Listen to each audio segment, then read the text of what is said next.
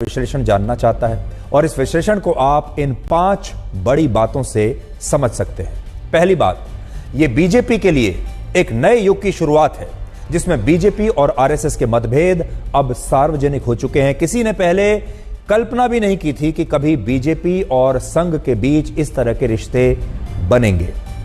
रिश्तों में इस तरह की खटास आ जाएगी क्योंकि बीजेपी वो पार्टी है जिसने आरएसएस की कोख से जन्म लिया है। बीजेपी आरएसएस की गोदी में पली बड़ी हुई पार्टी है। वो आरएसएस के बारे में कभी ऐसा कैसे सोच सकती है, या फिर आरएसएस के नेता भी कभी बीजेपी के बारे में ऐसा कहेंगे, ये किसी ने कभी कल्पना भी नहीं की थी।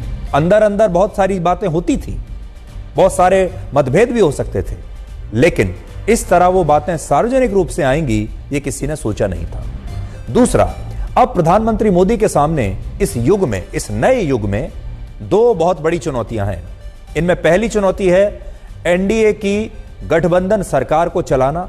यह खुद एक बहुत बड़ी चुनौती है, लेकिन उससे भी बड़ी चुनौती है आरएसएस के साथ समन्वय बैठाकर आगे बढ़ना। तो ये 2 चुनौतियां उनके लिए अब आने वाले समय में हैं। और इस पूरे घटनाक्रम को देखकर ऐसा लगता है कि प्रधानमंत्री मोदी के लिए इस बार नीतीश कुमार और चंद्रबाबू नायडू को एक साथ चलना शायद कम मुश्किल होगा, लेकिन संघ के साथ यह काम कुछ ज्यादा मुश्किल भरा हो सकता है, क्योंकि संघ एक निस्वार्थ काम करने वाली संस्था है और उसे सरकार से कुछ नहीं चाहिए। उसकी सरकार से ना तो कोई इच्छा है, ना उसकी ऐसी कोई मंशा है, और वो निस्वार्थ भाव से काम करती है। लेकिन बीजेपी को जरूर संघ की मदद की आवश्यकता आगे भी पड़ सकती है, क्योंकि संघ की मदद से ही बीजेपी अभी तक इतना अच्छा प्रदर्शन करती आई है। और तीसरी बात, इन बयानों से यह भी स्पष्ट हो गया है कि चुनावों के दौरान आरएसएस का बीजेपी को ग्राउंड सपोर्ट इस बार नहीं मिला और आरएसएस ने इस बार के चुनावों में उतना उत्साह नहीं दिखाया जितना पहले के चुनावों में दिखाई देता था।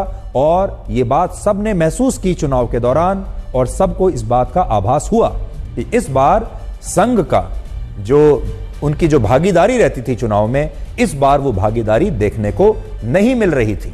और शायद यही एक वजह है कि बीजेपी 240 पर अटक गई, 241 पर अटक गई।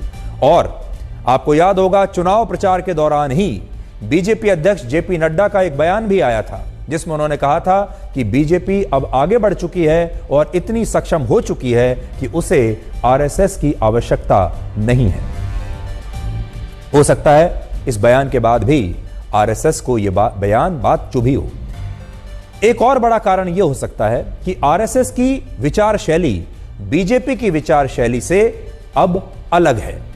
संघ का वैचारिक सिद्धांत यह है कि संगठन एक व्यक्ति पर आधारित न होकर समग्र होना चाहिए, और संघ हाईकमांड वाले मॉडल के भी